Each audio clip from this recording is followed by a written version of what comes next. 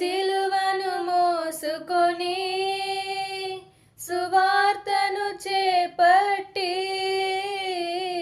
సిలువను మోసుకొని సువార్తను చేపట్టి యేసుని వెంబడింప ఎంత భాగ్యము నీచితివే.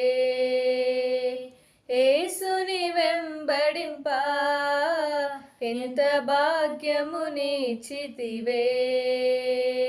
స్తోత్రం చెల్లింతుము, స్తుతి స్తోత్రం చెల్లింతుము, స్తోత్రం చెల్లింతుము, స్తుతి స్తోత్రం చెల్లింతుము.